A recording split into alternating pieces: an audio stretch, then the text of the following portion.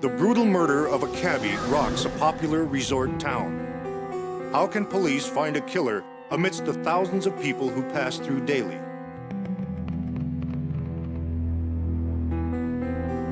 The investigation leads to a dark world of transient workers, cheap motels, and violently unpredictable criminals.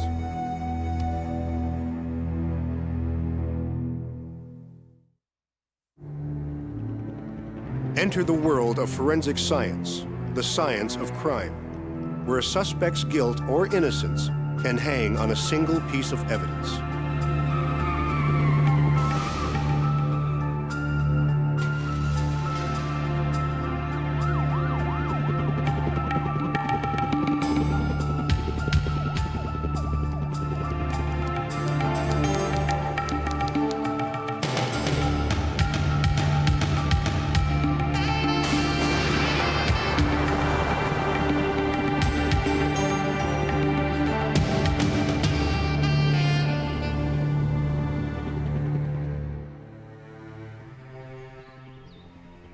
We are all attracted to unspoiled natural beauty. It refreshes the spirit and the body. It speaks of a simpler time in the world. But nature isn't always beautiful or kind. It hides dangers and predators who can strike without warning.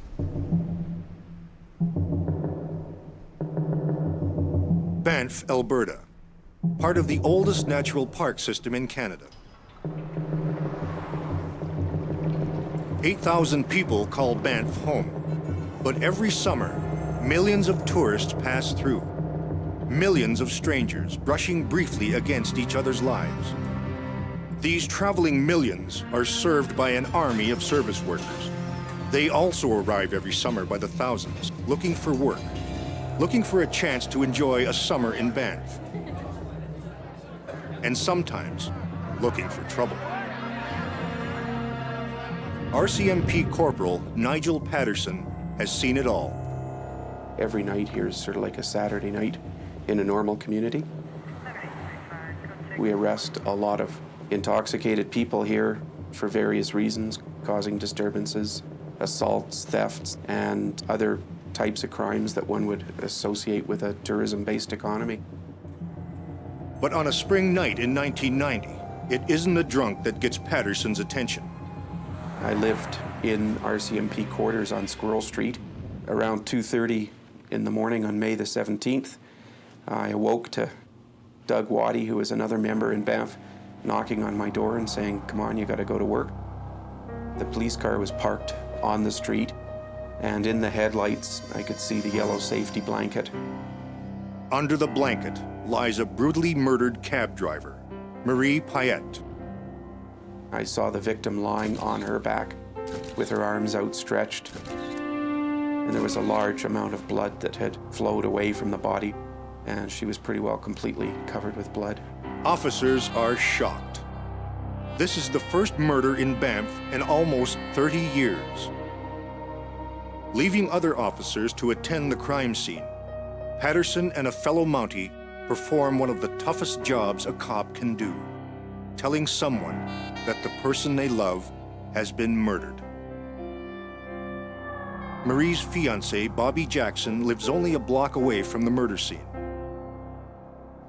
We went to the door of the apartment, and we had the task of telling him that his girlfriend had been killed. Bobby tells police about his last moments with Marie. It was after 1:30 in the morning. Bobby was enjoying a quiet moment with his girlfriend, Marie Pette. She had come to Banff 3 years before, loved the outdoor life, and stayed. Marie got a call to take one more fare before calling it quits for the night.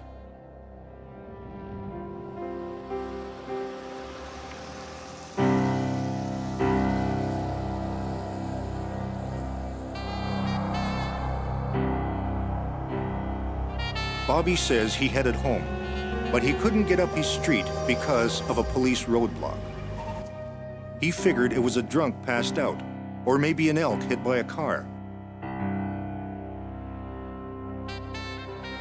And of course, he had no idea that that was his girlfriend lying on the street. Police are then called to the other side of town, where a cabbie who worked with Marie is guarding her abandoned taxi. He recounts an astonishing story. He says that he saw Marie picking up 3 people at the Banff Springs Hotel at about 1:40 a.m.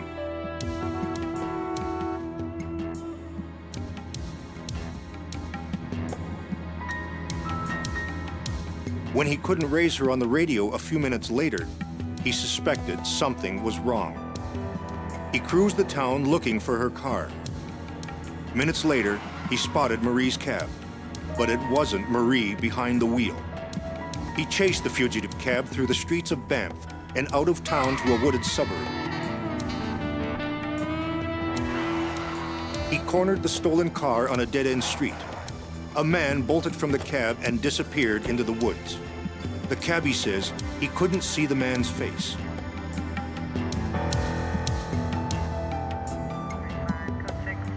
Police examined the abandoned cab, searching for evidence. There are bloody signs of a struggle.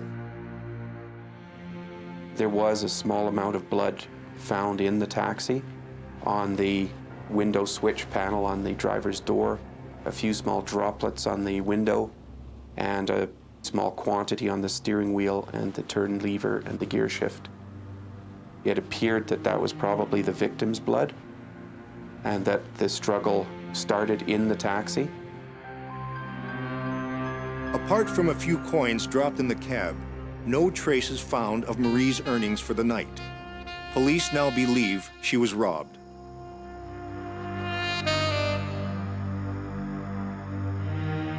That night, a search of the woods near the abandoned taxi yields no trace of the fugitive.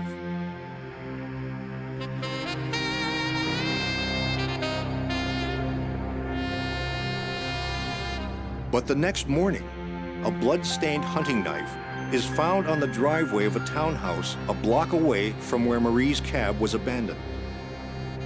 The knife is sent to forensics for blood analysis and to check for fingerprints.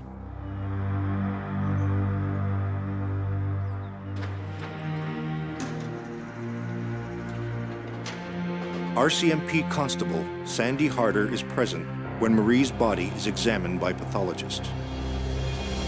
She was covered, her head was covered in blood, as well as her torso from the bleeding. I could see cuts on her face, I could see cuts on her hands.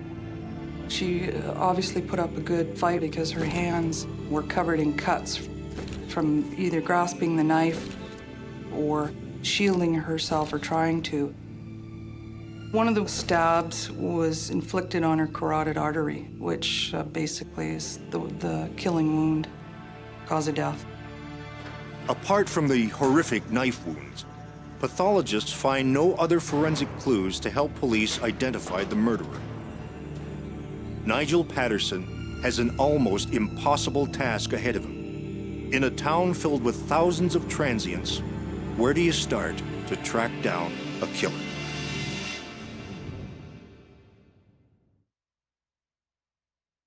In the days following Marie's murder, police try to narrow down the huge field of possible suspects. We tried to recreate what exactly was going on in town that night and who was where, and looking into the activities of a large number of people. Thousands of questionnaires are mailed to anyone who stayed at the Banff Springs Hotel where Marie collected her last fares the night of her murder. Someone must know something. Someone must have seen something. Someone must be able to help. Nigel Patterson checks out the staff housing complex where Marie was supposed to drop off her last fares. But the 2 women and the man who got into Marie's cab at the hotel are nowhere to be found. We put a lot of resources into this case, and it really was like looking for a needle in a haystack for a very long time. We were hoping for the piece of information that would break the case wide open. But after weeks of hunting, the case still isn't broken wide open. Police are no closer to identifying a suspect, and they get no help from the lab analysis of the murder weapon. The blood is Marie's, but there are no fingerprints on the knife. Police release a photo of the murder weapon, hoping someone will recognize it. But there's no response. The investigation is at a standstill. It's 1990 and DNA profiling isn't yet an accepted forensic science. Police have to rely on a more limited blood test that can only determine blood type and whether the sample came from a man or a woman. A month after the murder, results come in from the tests on the blood found in Marie's cab. Surprisingly, the blood in the cab is not Marie's. It comes from a man, the killer. Police now know they are looking for a male, but he has no name, no face. I think that's an interesting thing. This one piece will make 52 layers. Watch on mobile devices or the big screen. All for free. No subscription required. Good morning. All right, in the Bow Valley's forecast today, we have cloudy with occasional showers. Cooler The search has still not turned up any suspects from amongst the thousands of men passing through Banff that night. Patterson follows up every possible lead, but even after 18 months, he still has no suspects. He calls on Ron McKay, a behavioral profiler, to re-examine the circumstances of the killing. Perhaps McKay's analysis can help them determine what kind of man came to a small town and so brutally killed Marie Pette. I evaluate the victim-offender action-reaction, so every victim is different, and the environment in which the crime is committed is going to be different each time. But this one, the window of opportunity for the crime to have been committed, that's what made this case really unique.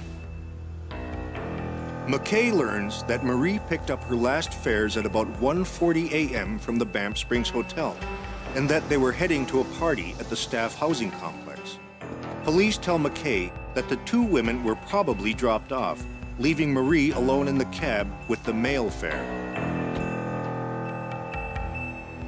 I'm estimating somewhere in the range of 7-8 minutes for the crime to be committed. No planning, totally spontaneous, totally impulsive. I see an offender who has been drinking, there's alcohol use, there's a lack of judgment, he's intent on committing a robbery, he loses emotional control. He anticipated presenting a knife, a weapon, in the face of a female who he anticipated would be timid and give him the money. Instead, she was assertive, challenged him, and from then on, his whole plan went awry.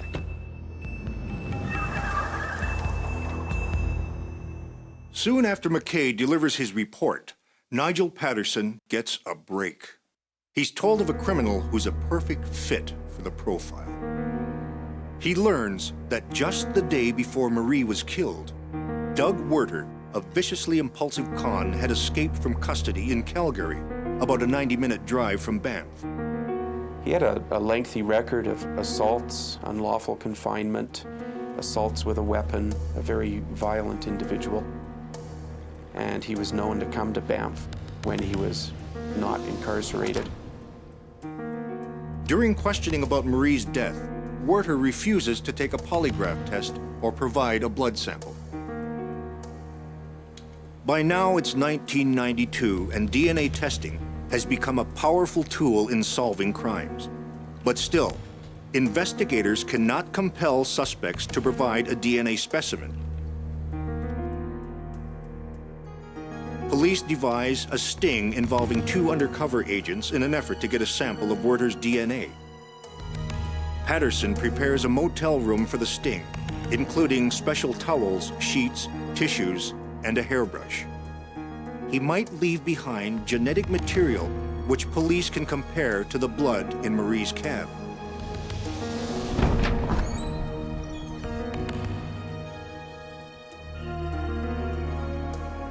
Investigators succeed in getting a sample of Werter's hair from the brush.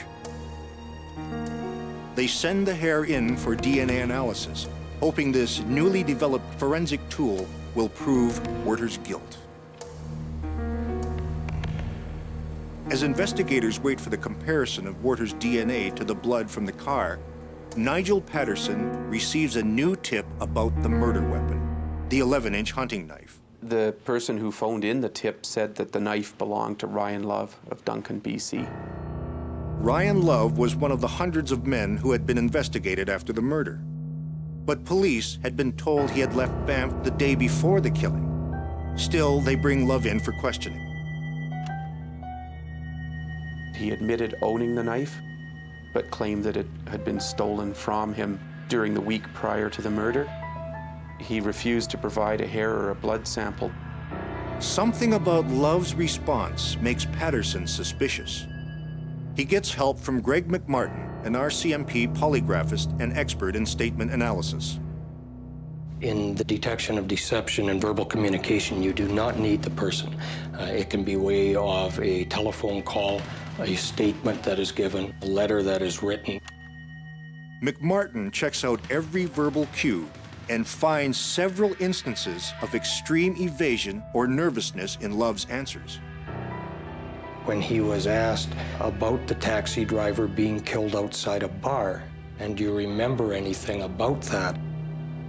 He stuttered on the pronoun she 5 different times before he could answer the question, which would show high anxiety to that question that was asked of him.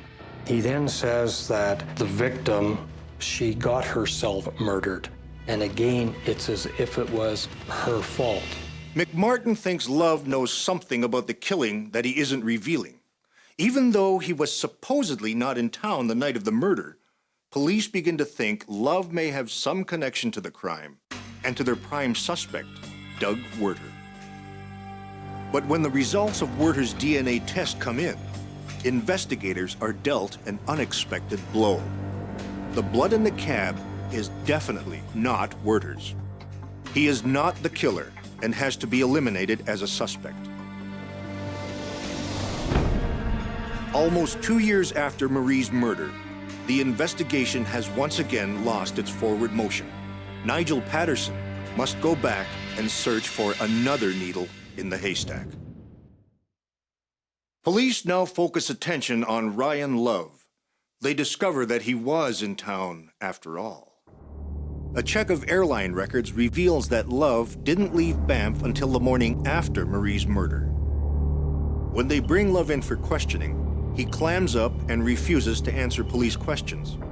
Patterson desperately needs a DNA sample from Love, but he's not cooperating. Police will once again have to go undercover. Looking at the kind of person Love is, Patterson plans an elaborate sting operation to try and persuade Love to leave a sample for police. Part of the plan was to utilize female undercover operators. They spent the evening socializing, went back to a hotel room that had been prepared by me in advance with the sheets, towels, pillowcases, Kleenex, and tissue. At some point, everybody left, leaving Love alone in the room, in the hopes that he might feel inclined to leave some seminal fluid behind. But the undercover team's attempt to leave Love sexually frustrated and willing to donate a semen sample fails. But without a DNA sample, the case against Ryan Love will fall apart. Undaunted, Patterson and his undercover operators decide to try again. This time, the agents ask Love to stand guard in a motel room while they go off and rob a fishing boat. Once again, Patterson has cleaned and prepared the room.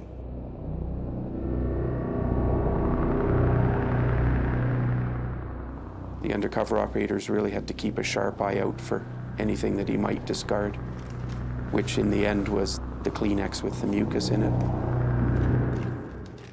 Exhibit A, a discarded tissue that police hope contains enough DNA material to prove the guilt of a suspected killer. Scientists who earlier examined the blood from the cab had discovered a genetic marker so rare that they had assumed the sample had been contaminated. But when the same extremely rare marker, a third band, shows up in Love's DNA sample as well, police know they have the ironclad evidence they need to convict a killer.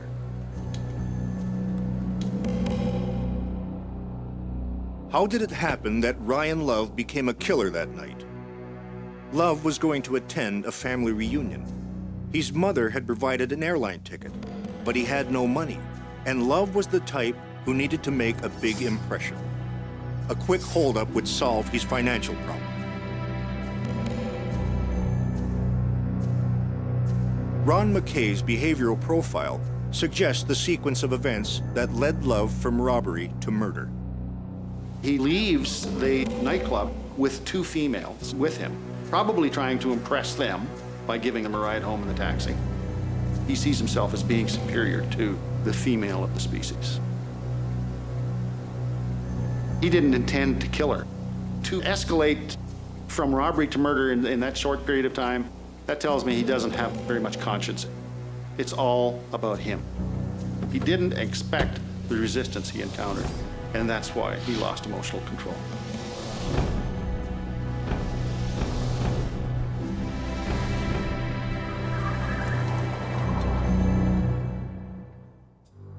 Two years after her death, Ryan Love is arrested for the murder of Marie Pette. At his trial, Love maintains his innocence, but the unique DNA evidence from the used tissue and the blood in the cab is compelling testimony against him. During his frenzied attack on Marie, he had cut his own hands with the knife, leaving behind the blood evidence which would ultimately convict him of murder.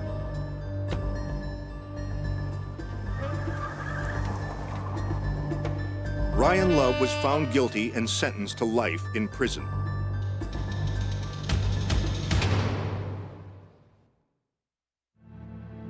Solving this case in the face of so many obstacles and over such a long period of time has given Nigel Patterson great professional and personal satisfaction. I still stay in contact with her boyfriend, with her parents. And I think from that perspective, you can't avoid it becoming personal, because these are people's lives that have been changed forever by this event, and I'm a part of that process too. The elaborate undercover operations to obtain DNA samples from suspects are no longer necessary. Partly as a result of this case, the laws of Canada have changed to allow police to apply for a warrant to collect DNA samples from suspects without their consent. The stories on Exhibit A are based on true cases. The forensic scientists and investigators are the actual individuals who worked on the cases. The names of the victims are fictitious. The names of the guilty are real.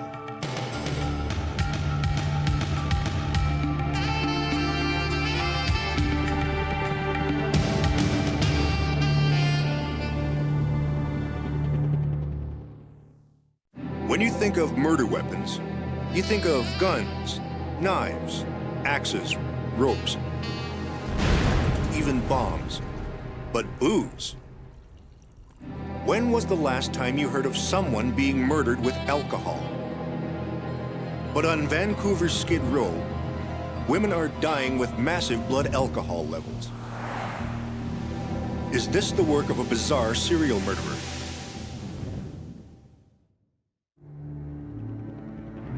Enter the world of forensic science, the science of crime, where a suspect's guilt or innocence can hang on a single piece of evidence.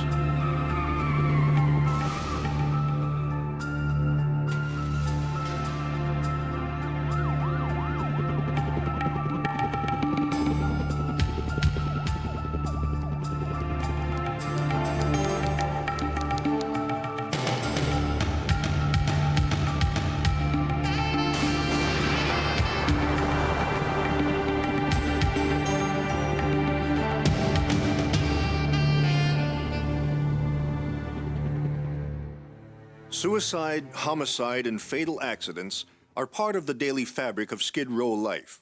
Booze and drugs are so common among the down and outers that an alcohol-related death goes unnoticed. Until investigators begin to notice a disturbing pattern. Early on the morning of October 12, 1987, Vancouver police receive a 911 call from an intoxicated caller. The caller mumbles something about an accidental death in a Skid Row hotel. But the caller refuses to give his name. When detectives arrive at the hotel, they find a dead woman.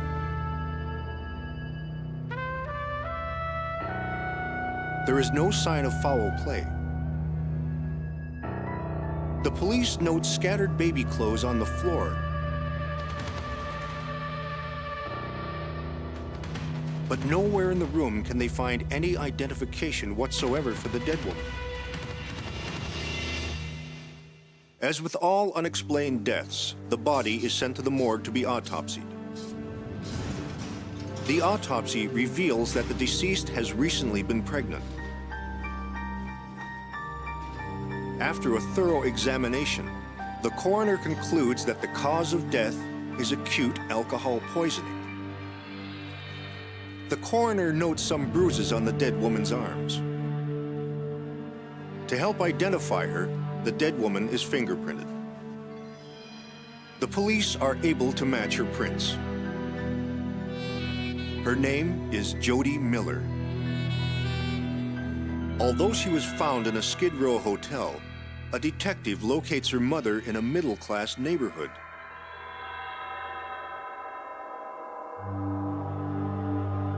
When the detective breaks the news to the woman about her daughter's death, she is crushed. Oh, God. The detective asks her when she last saw her daughter. She says Jody dropped by to ask her to babysit. They'd had a huge argument. She suspected her daughter was going out looking for drugs. It broke her heart. Jody had been fighting so hard to stay clean since her baby was born. But when the detective mentions that Jody died of acute alcohol poisoning, her mother is incredulous. She insists it's impossible. Jody never drinks hard liquor. Her mother was very persistent, a very nice woman. She was very persistent when we told her what her daughter had died of.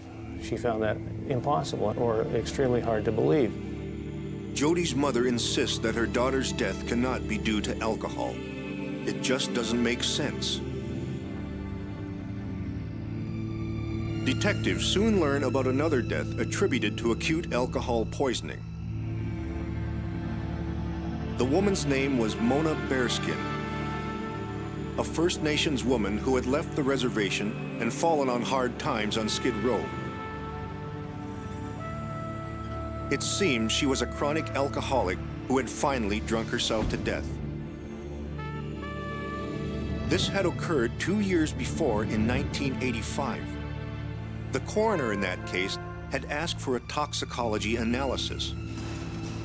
When the report came back, it showed an astronomically high blood alcohol reading of 790 milligrams per cent.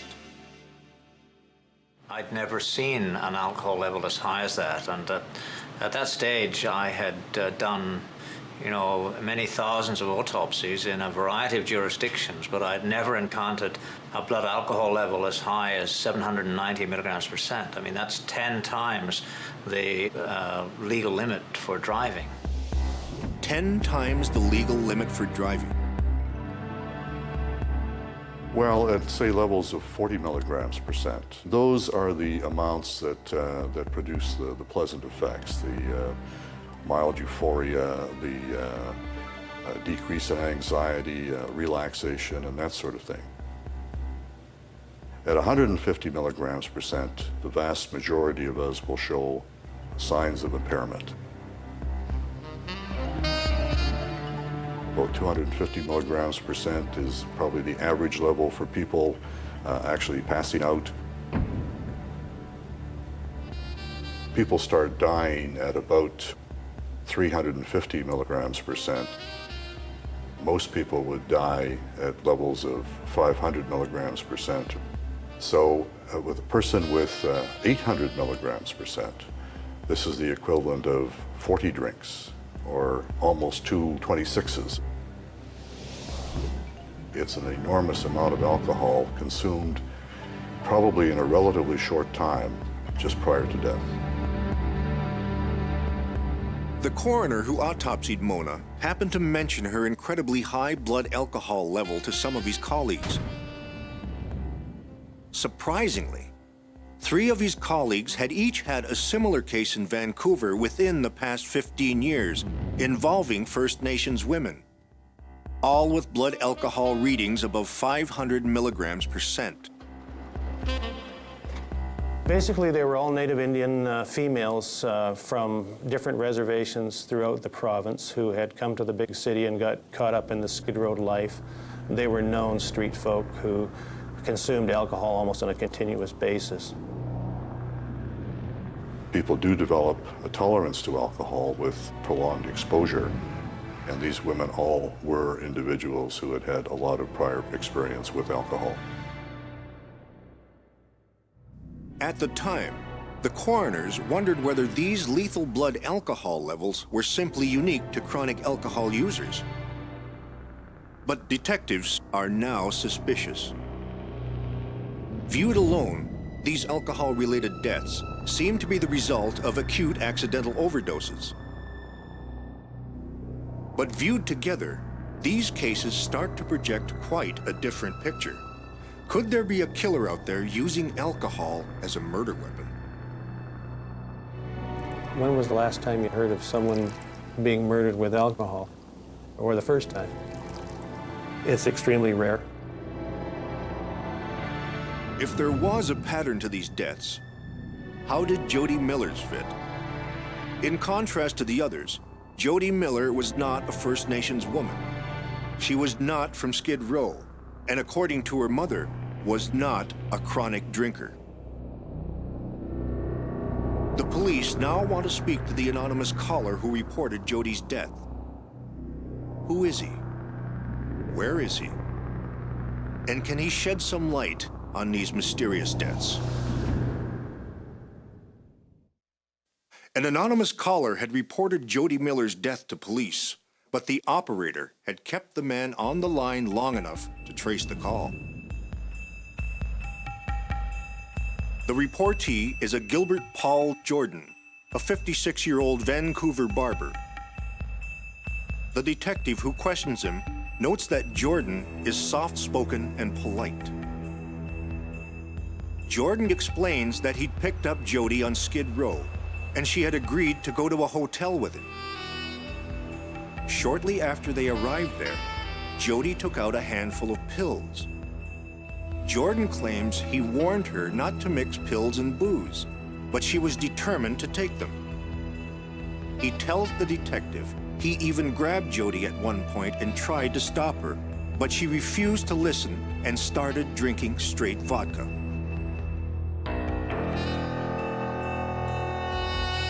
Jordan tells the detective he was getting pretty drunk too, and he only vaguely remembered getting into bed with her. He must have passed out. But when he woke up and tried to rouse her, her body felt cold. He panicked, left the hotel, and returned to his shop. About an hour later, out of concern, he dialed 911, but was afraid to leave his name.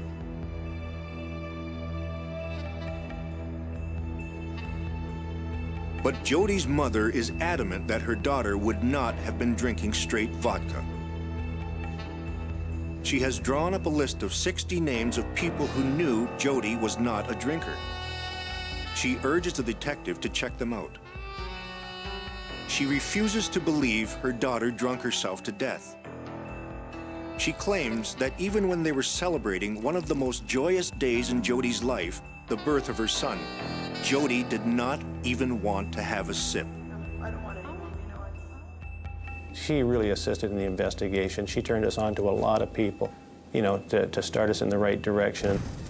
They explained her Tolman and Ritalin abuse and possibly turning the odd trick, very rarely, but the odd trick. There was nothing hidden in giving very detailed backgrounds of their knowledge of her. And then we went from those people to other people. And we never did find one of probably 60 people. We never found one that would say that she drank to any degree ever.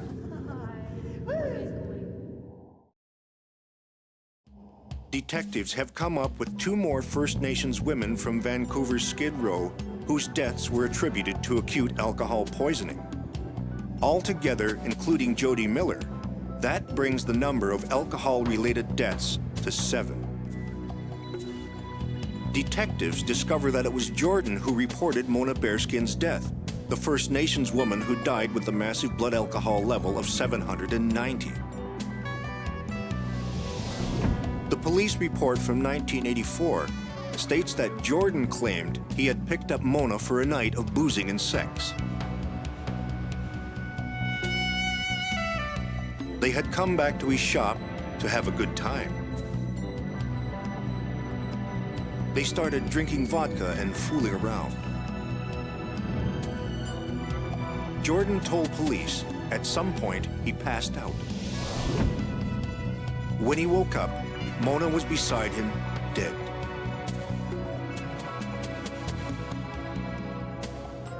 There's even a police photograph in the file. He was actually demonstrating to the police the circumstances under which he claimed he'd woken up and found this woman dead beside him. And there's this photograph of Jordan lying in bed beside the dead woman smoking a cigarette. In fact, detectives learned that all 7 dead women had last been seen with Gilbert Paul Jordan. At this point, Jody Miller's toxicology report comes back. Her blood alcohol level stands at an unheard of 910.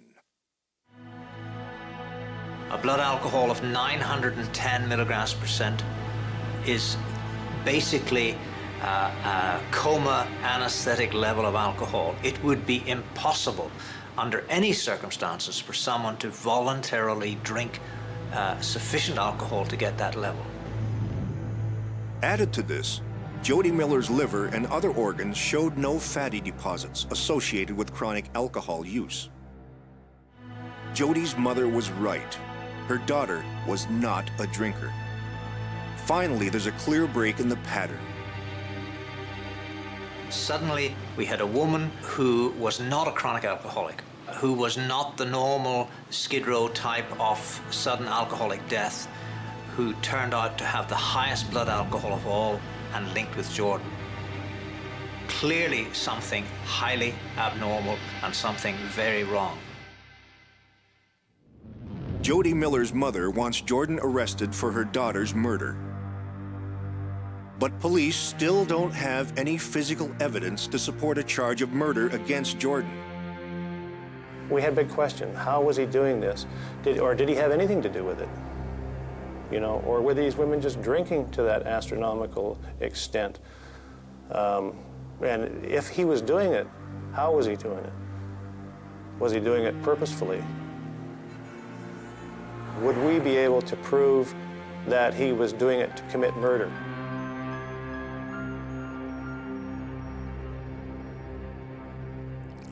Exhibit A, vodka. Colorless, odorless alcohol, difficult to imagine as a murder weapon.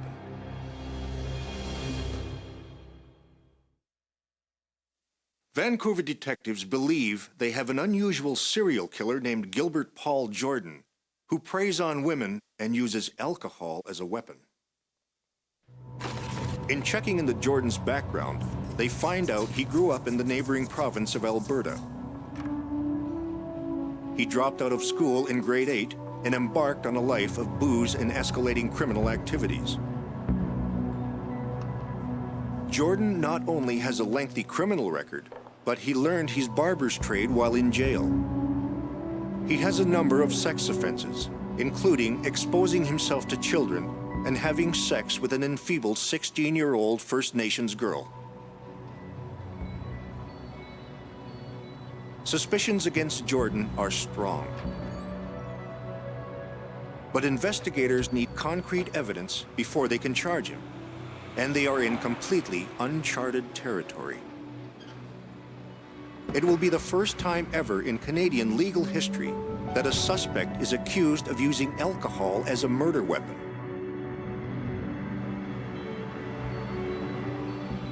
To get proof that Jordan is somehow forcing alcohol on his victims, investigators need to catch him in the act.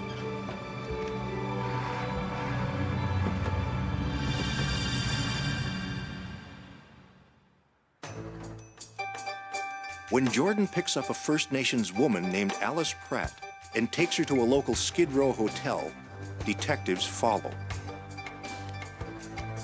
They need to time their intervention perfectly. Too soon and they'll blow their cover. And too late is not an option. From an adjoining hotel room, they monitor the goings-on.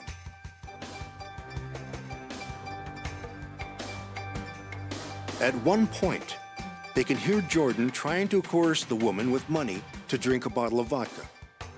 Come on, I'll give you the 50 bucks. Come on, come on. You know, this kind of talk was heard outside the room. But it soon gets more serious and more physical. He was actually either holding the bottle up and holding it right down, as far down their throats as he could, and just forcing it into them and saying things like, "Drink, baby, drink." When detectives hear Jordan struggling with Alice, they break in. Alice is sent to detox.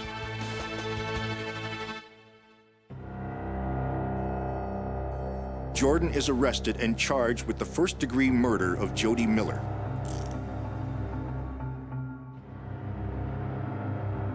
Jordan protests and claims he is innocent.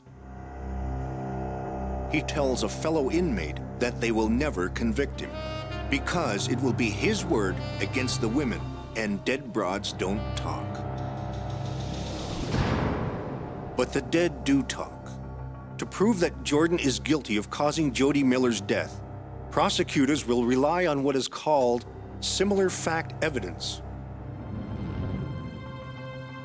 As with all 6 dead women, Jody Miller had a lethal blood alcohol level. In fact, her level of 910 was the highest of all.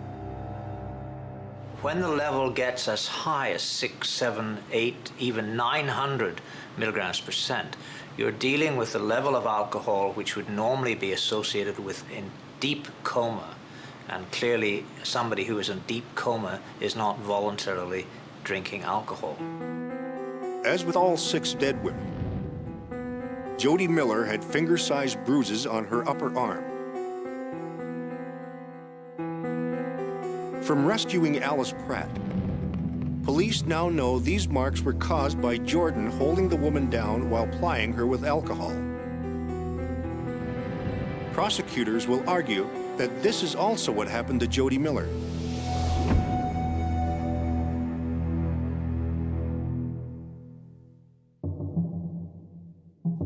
But even with all this evidence, prosecutors are still concerned about their chances to win a first-degree murder charge in court.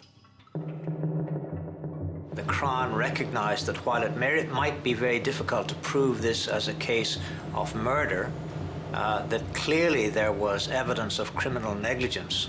In other words, that Jordan had at the very least created an environment for these women of excessive alcohol resulting in their death, and that because of his past case experience, for which we had the clear documented evidence, he ought to have known better. So to up the chances of a conviction, they dropped the charges against Jordan to manslaughter. On October 20th, 1988, Gilbert Paul Jordan is convicted of manslaughter due to criminal negligence in the death of Jody Miller. Jordan is sentenced to 15 years in prison.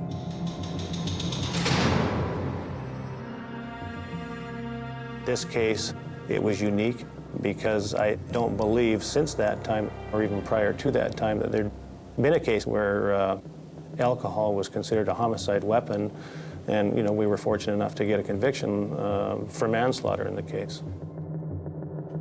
But Jordan was never tried for any of the 6 other deaths of First Nations women on Vancouver's Skid Row. All the cases had been classified as accidental death. But each of these victims contributed to putting Jordan behind bars for Jody Miller's death. In 1991, Jordan appealed his sentence in the death of Jody Miller. The British Columbia Court of Appeals upheld his conviction, but reduced his sentence from 15 to 9 years. Jody Miller's mother and advocates for First Nations women were angered by the ruling. In the end, Gilbert Paul Jordan was paroled after serving only 6 years in prison. But on August 10, 2000, Jordan was arrested again and charged with administering a noxious substance to an unidentified woman. It was alcohol. The stories on Exhibit A are based on true cases. The forensic scientists and investigators are the actual individuals who worked on the cases. The names of the victims are fictitious. The names of the guilty are real.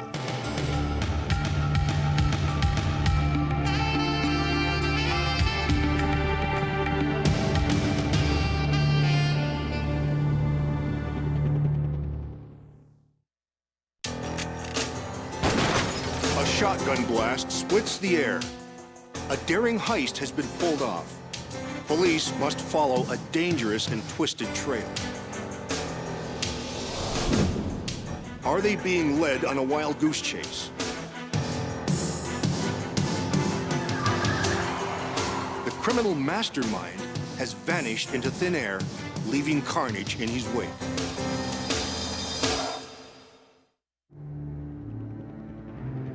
Enter the world of forensic science, the science of crime, where a suspect's guilt or innocence can hang on a single piece of evidence.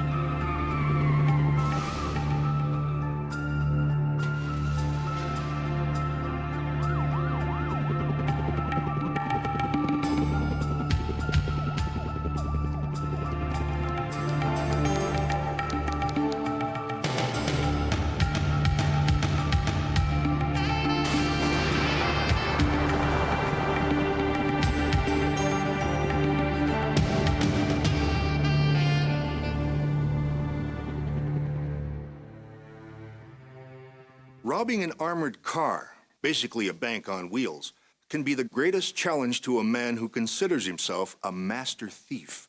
It takes experience, planning, and ruthlessness. You can't lose your cool or get greedy. And you'd better know how to cover your tracks. Oshawa, Ontario, 1991. An armored car stops to pick up cash from a busy grocery store. Tony Marcus is the armored car messenger. Today, Tony is taking an extra shift for a friend who needed the day off.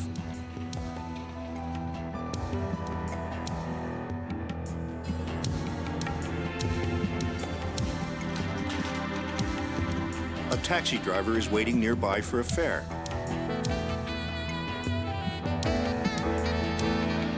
Then suddenly, the unthinkable happens.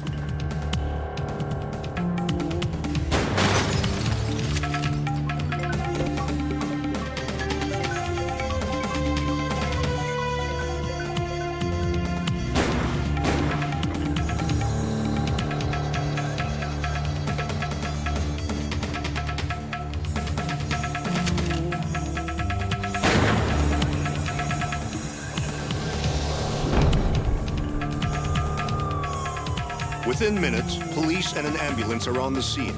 Tony Marcus is rushed to the hospital.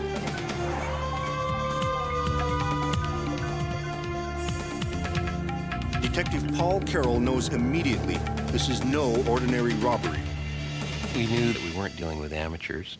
I use the term professional loosely, but somebody that was organized, somebody that had done this in the past. They're very familiar with this type of robbery. Definitely people that were not above killing somebody who got in their way.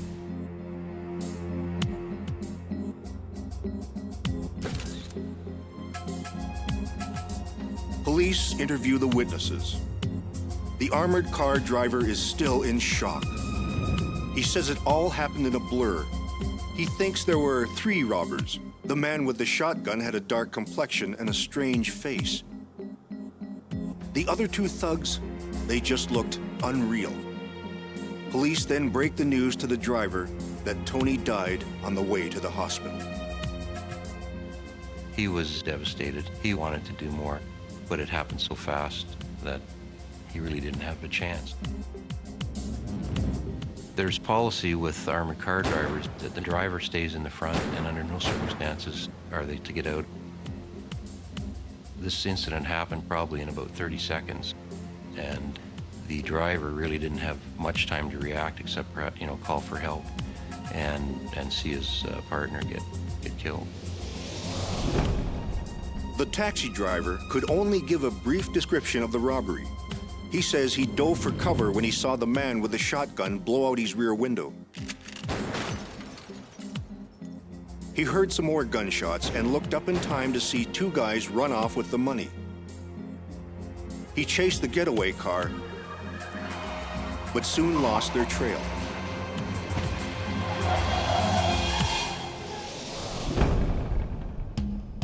Police bring in the ident unit to gather evidence. Forensic Identification Officer John Van Seters heads up the team. It was actually like a giant jigsaw puzzle trying to put all the pieces back together. You could see there was a lot of spent ammunition around the scene. Ident officers collect the evidence of the bloody shooting, including all the shell casings, bullet fragments, and 2 shotgun shells. From the location of this evidence, Van Seters reconstructs what must have happened to Tony Marcus. The guard exited out the doorway and came down to this side of the truck. He had to go around the truck in order to get to the side doors where they put the money from the grocery store. We believe he was followed out by one of the culprits that was armed with a shotgun. At some point there was gunfire. So he returned fire here, and at the same time there was another individual that came in from the side, and we know that because of some of the fragments and ammunition that was located at the scene. There was also another party that came up from the rear of the truck. This guard here was caught in a fatal crossfire. He was facing three shooters at once. At the morgue, pathologist Dr. Frederick Jaffe examines the body of Tony Marcus. Well, I examined every wound. I opened it up, I followed the bullet track right from the entrance to the exit. You can see 3 bullet wounds there. In the back, there was the entrance wound of the rifled slug, and there was a bullet entrance wound just in the sacrum here. And on the side of the body, 1, 2. And none of them really caused a life-threatening injury, except for the one.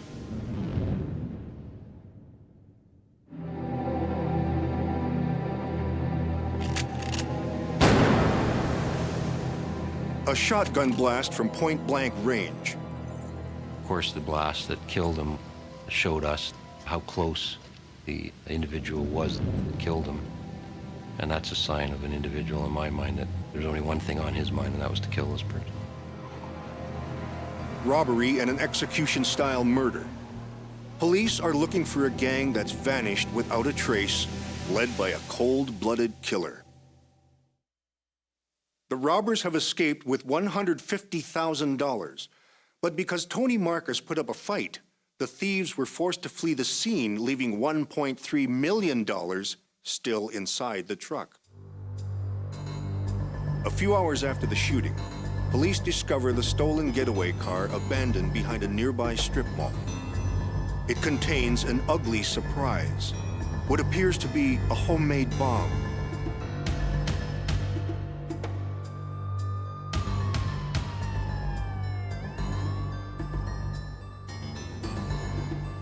We had to contain the area, keep people away, and call in our bomb disposal unit to deal with that.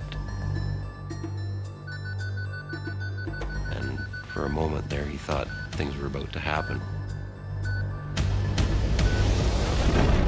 They were able to use a water cannon to blast it apart, and it turned out to be plasticine type material, so it was fake. But it's a good fake, a smart diversionary tactic. A clever criminal mind is at work, but not that clever.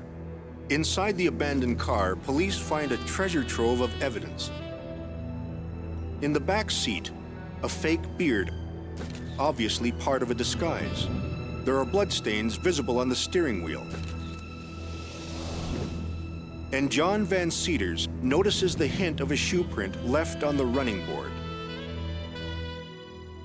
Hoping he might find a more complete print inside, he selects a part of the floor to test.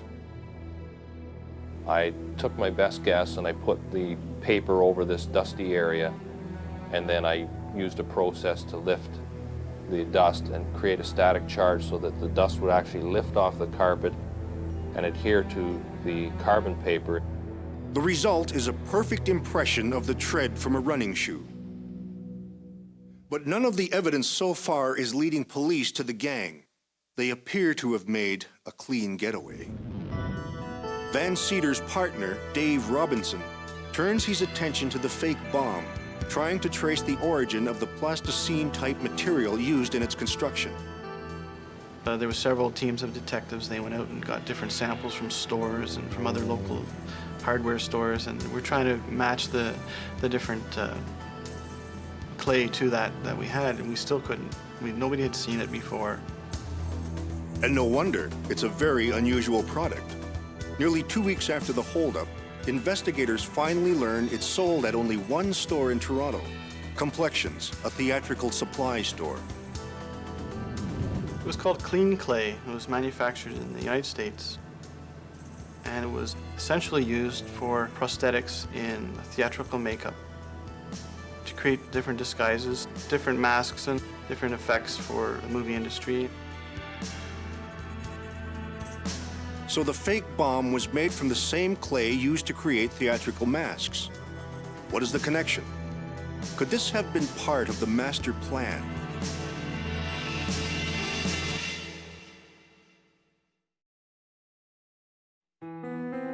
A few weeks after the robbery, police received their first break. A tip from an anonymous informant tells them that an ex-con named Wayne Judge was involved in the heist. She also gives police the first names of 2 other ex-cons who she says were involved, Curtis and a guy named Dennis. She says Dennis is the ringleader. Police follow up the lead.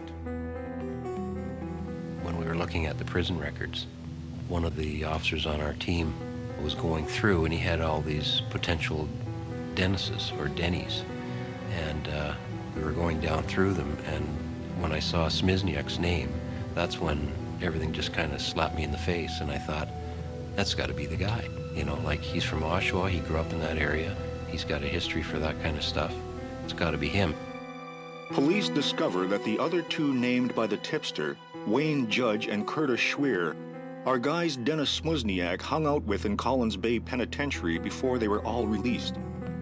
Men in prison have plenty of time on their hands, and these guys would have had the time needed to plan a complex armored car heist. With the names of the 3 ex-cons, Paul Carroll returns to the theatrical supply store that sells the clean clay found in the fake bomb. He asked whether they ever had a customer with any of the ex-cons' names. They did, in fact, recently have dealings with a guy named Dennis. They remember him well. They gave us the name Dennis Ross. It wasn't Dennis Smizniak, it was the alias. He came into their shop, he bought a lot of stuff from them to make these masks and disguises and this sort of thing. And he had a couple of private lessons at his home. He paid the extra money to have their people go right to his house and show him how to do this. So that's why he stuck out in their mind, and they were able to quickly identify him. And they provided us with an address. Smuzniak had learned to make a mask that fit like a second skin. He could apply makeup to create any appearance he wanted.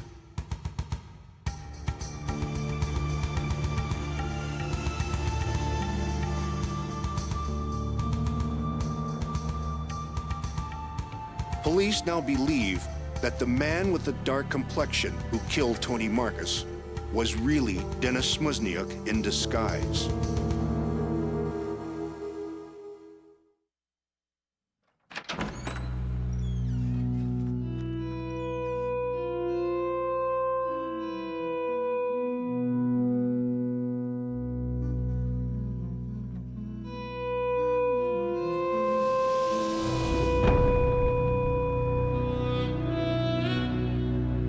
Since he's released from jail, Dennis Smuzniuk has been living with his girlfriend, Lynn Ross, at her apartment.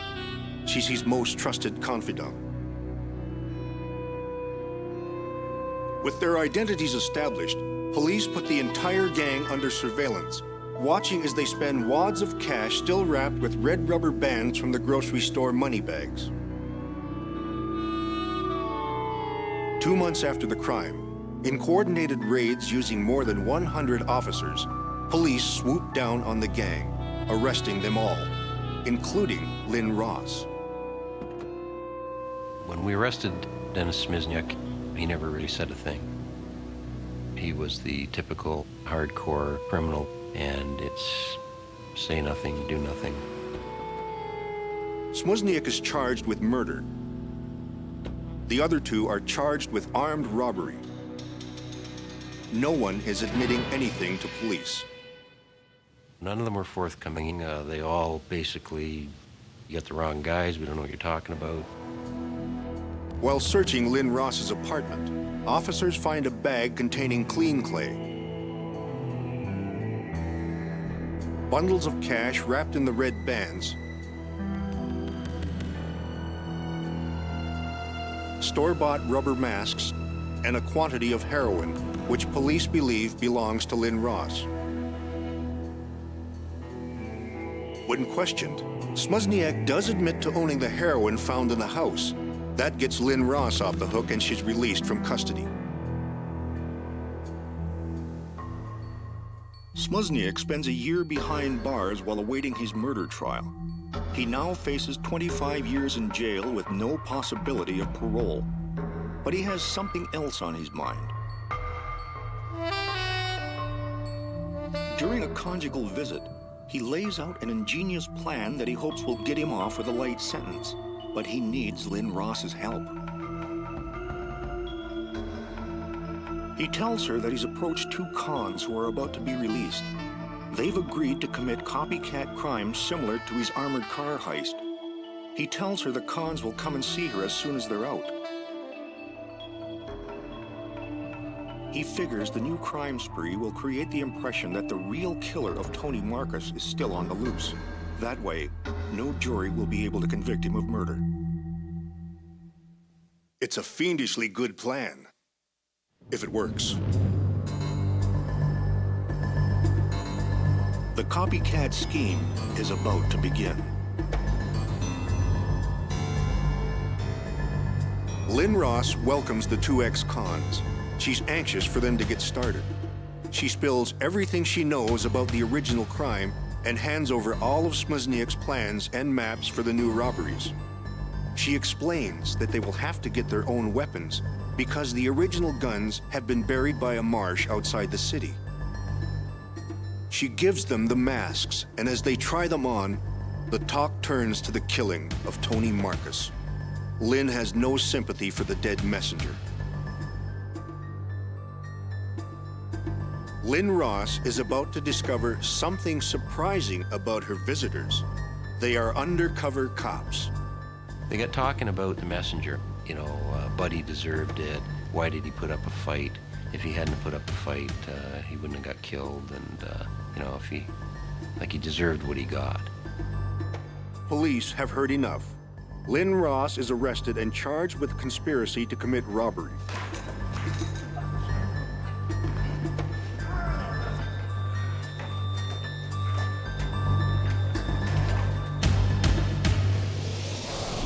Police had learned about Smuzniuk's plan for the copycat crimes from one of the cons Smuzniuk approached in jail. This guy turned stoolie and told officers all the details of the plot. The evidence against the gang is growing stronger. DNA tests prove that the blood on the steering wheel of the getaway car belongs to Curtis Schweer, The footprint is a match to shoes owned by Wayne Judge. And a hair found in the fragments of the fake bomb belongs to Dennis Schmuzniak. This might be enough to convict them all of robbery, but without the weapons, the murder charge against Schmuzniak might not stick.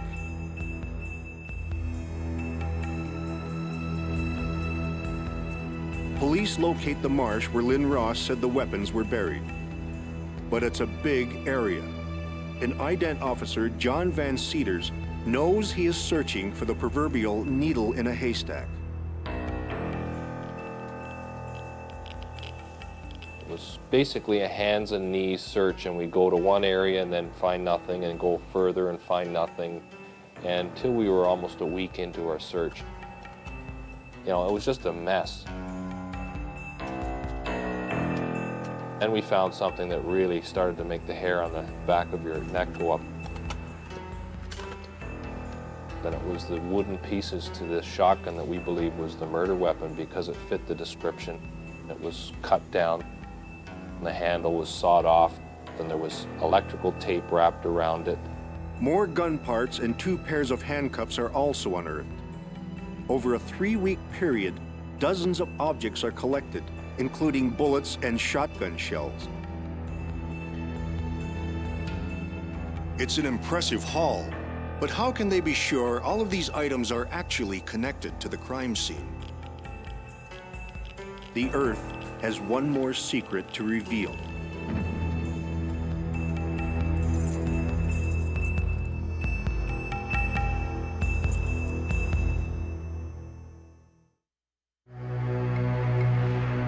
I saw this set of keys, and I guess they were just thrown there. They were a heavy type of a security key, and not like the usual house key. So there's a number stamped on the key, and this is really significant. It means something. I can remember our forensic officer calling, it was John Van Cedars. He said, "What was the number on that truck?" And we gave him the number, and he had the set of keys with the truck number stamped on it. So all the evidence found near the marsh is now connected to the robbery by a set of keys. If there were a single Exhibit A in this case, it would have been these keys, deeply stamped with the number of Tony Marcus's armored car. Faced with such overwhelming evidence, this case never even came to trial. The gang admitted their guilt.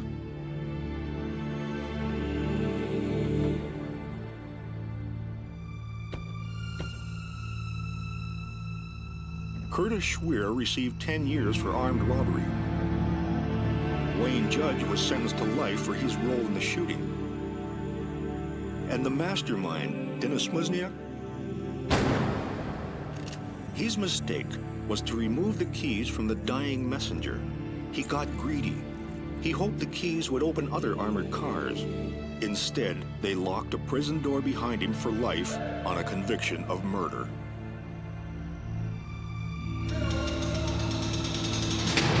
It took 1.5 years of dogged police work following the trail of Dennis Schmuzniak to unmask him for who he really was. A greedy thief and a cold-blooded killer. Mastermind? Give me a break.